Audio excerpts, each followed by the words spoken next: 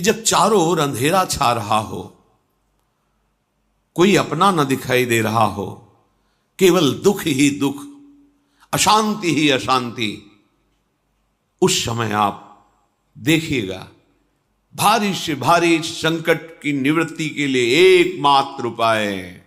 यदि आप भजन नहीं करते तो आप दिमाग में लिख लीजिए, चाहे अपनी नित्य डायरी में लिख लीजिए। आप एक बात पर विश्वास कर लीजिए कि आपको कोई भी सुखी नहीं कर सकता। यदि आपको कोई सुखी कर सकता है तो आप हैं। बिल्कुल घनीभूत अर्थात ठोस बात है, इसे समझ लेना।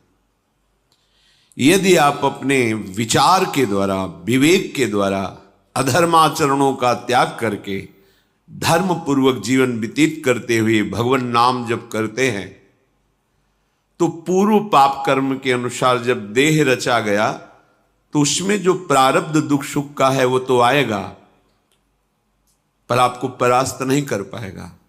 और आगे आपके लिए महासुख है जो दुख और सुख दोनों से परे है।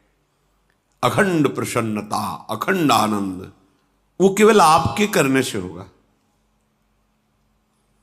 उपदेश मिल सकते हैं, मार्ग बताया जा सकता है, आपको सहयोग मिल सकता है, पर चलना आपको होगा।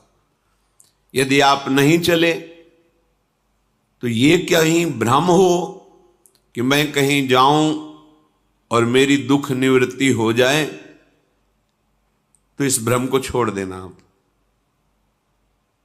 क्योंकि हम आप तो बहुत छोटे जीव हैं, अर्थात बहुत लघु तपस्या, लघु पुण्य वाले हैं।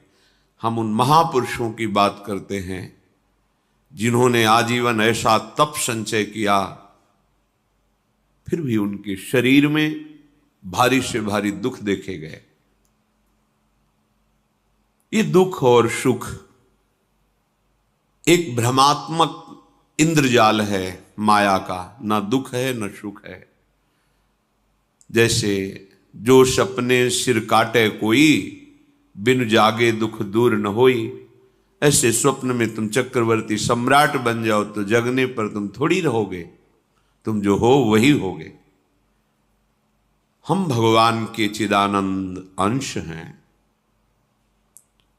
ये भूलकर हम अपने को स्त्री पुरुष, अच्छा बुरा, धनी निर्धन, दुखी सुखी आदि आदि बहुत सा प्रपंच है, इसे हम अपने दिमाग में बैठा